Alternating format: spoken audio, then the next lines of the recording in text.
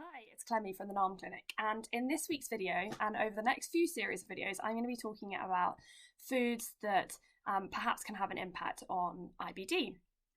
Now, I get asked this question all the time, so I thought it was good to cover it in a series of videos. So today's first topic is going to be gluten and IBD, talking about what gluten is, how it can impact, what the research says, and tips on what to do. So gluten is the general name for proteins that are found in wheat, rye, barley, and it basically, it acts like a glue, I suppose, like the name. So it helps foods maintain their shape and kind of holds them together.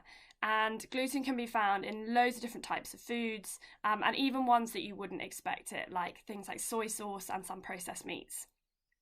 So foods that can contain gluten, as I said, wheat, barley, rye, spelt, wheat, pasta, both white and whole grain, breads, cakes, biscuits, most breakfast cereals, many sauces, including gravies, because they're thickened often with flour, some flavourings, a lot of ready meals as well, sausages and processed meats, some baking powders if they're made with wheat starch, some ready-made soups and salad dressings, and also soy sauce and beer.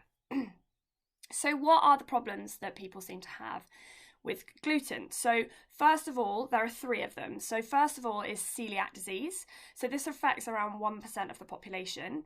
It's an autoimmune condition where the immune system attacks and damages the lining of the small intestine when gluten is eaten.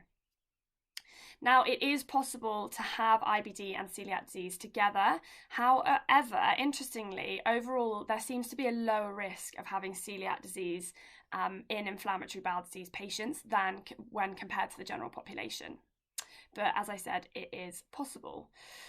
The second one is a wheat allergy. So this is an allergic reaction to foods that contain wheat.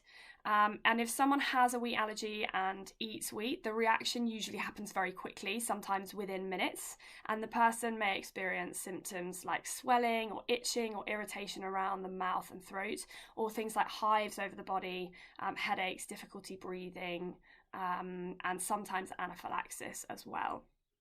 And then the third one is gluten intolerance, or what's now more kind of widely accepted and known as non-celiac gluten sensitivity, so NCGS. And someone with a gluten intolerance may experience symptoms after eating gluten, like bloating, pain, diarrhea, constipation, but also some extra intestinal symptoms like fatigue, brain fog, or joint pain. But it's not actually an allergic reaction or an autoimmune condition like the two that I've just spoken about. Now, some more recent research suggests that there may be some kind of immune involvement in gluten intolerance and perhaps a weakening of the intestinal barrier, but this is yet to be fully investigated and to be fully proven. And one thing also to mention here is that it is possible in these situations that it's not actually gluten that's causing the problem, but instead something called fructans. So gluten-containing foods also contain a type of FODMAP.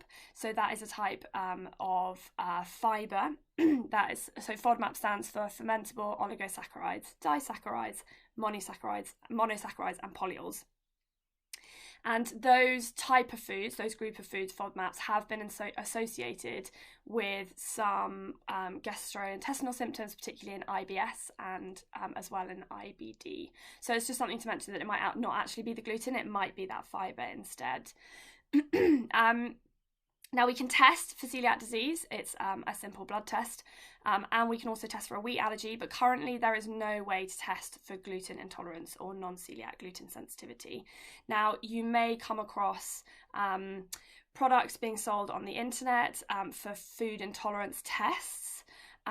Be very wary of these. They are often very expensive, and there is very little research to back up their efficacy, and it's something that I don't use in clinic. So gluten and IBD. So anyone who suspects that they might have an issue with gluten, always first port of call, I do this with all my clients and I suggest it with everyone, they should first get tested for celiac disease. Just because it does affect 1% of the population, it's important that we rule this out first of all.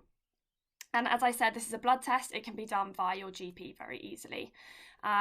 And what's really important is this must be done before you remove any kind of gluten from the diet, because in order for the blood test to be accurate, the person must have been exposed to gluten for at least 6 weeks prior to the test. Typically, they suggest 3 to 10 grams per day is enough, and 2 grams is around a slice of bread. But you'll be guided by your GP in terms of what they suggest that you should do specifically for you. And it's really important to determine whether you have celiac disease or not, because this will really determine how strict you would need to be if you do follow a gluten-free diet. Now, in terms of gluten-free diets in IBD, statistics show that a gluten-free diet is tried by around 20% of patients with IBD without celiac disease. And there was a large study carried out of over 1,600 people with IBD that found that over 65% of all patients who attempted a gluten-free diet saw an improvement in their gastrointestinal symptoms, and 38% reported fewer or less severe flare-ups between periods of remission. There's been various other papers and research, and this seems to be the biggest one looking at the largest amount of people. And it does suggest that a gluten-free diet could have some kind of benefit and beneficial effect for some people with IBD, and at a symptom level, really. But we do need more research to see if it has an impact on inflammation and actually understanding the mechanisms behind how gluten may influence IBD. So whether that is an immune reaction, or whether it is affecting the intestinal lining, or what's happening. We don't know yet what happens mechanistically. So we need more research to see if it has an impact on inflammation, but it perhaps may have a positive impact on symptoms. So what can you do? Now, there's some really important things to consider before you rush into removing gluten from your diet, and I really urge you to take heed of these. So number one is to get help. So you really shouldn't be removing large food groups from your diet without the guidance of a qualified nutritional professional, because there are risks associated with a gluten-free diet. One of these is malnutrition. So malnutrition is already a real worry for people with inflammatory bowel disease. And many gluten-free foods are deficient in several nutrients, including fibre, folate, iron, niacin, riboflavin, etc. And these and many other nutrients are really important for our overall health, but also for recovery. So you really need to make sure that you're doing, if you do follow a gluten-free diet, that you're doing it really properly, and a nutritionist can help guide you on this front. So the next one is fibre. So I know I've already touched on that, but this one's really important, I think. So if you remove gluten, you may be removing important fibre. And in fact, research has shown that in healthy individuals, if you remove gluten, then it may actually have a negative impact on health and a negative impact on the microbes that live in our intestine. And these are really important in IBD too. And I'm going to cover this in another video, but fibre is actually a really important component in IBD to help support recovery and to help support remission. But I'll cover that in another video. So it's really important that if you're removing gluten, that you're replacing the fibre lost to ensure you're having a healthy, balanced diet. Number 4 is gluten-free is not always healthy. This one's really important. So many processed gluten-free products can actually contain higher levels of things like trans fats and additives compared to their gluten-containing counterparts, and that actually may have a negative impact on our health and gut health. And we know in particular that some additives may have a real impact on IBD, and there's research going on around that at the moment. The other one is gluten-free products can be expensive. So if you opt for lots of gluten-free alternative products, this can make your weekly shot much more expensive. So it's important to get guidance on how best to follow a gluten-free diet so that it's best for your health, for one, and second, for your wallet. Number 6 is restrictive diets can decrease quality of life. So gluten is found, as I listed those foods at the beginning, in so many yummy foods and so many everyday foods. And actually, if you're already on a very restrictive diet because you've removed other food groups or different foods from your diet because of your symptoms, then it might not be the right thing for you to do at the moment if you're already very restricted. And if you do it, then it's even more important at that stage that you don't remove gluten without the help and guidance of someone, of a professional, because actually following a more restrictive diet or a restrictive diet could actually end up causing you some stress and anxiety, and we know that in itself has a big impact on IBD and can trigger flares. So it's really important that you're getting the help that you need. And the last one here, which again is really important, is gluten may only be one piece of the puzzle. So I'm often talking about pieces of the puzzle.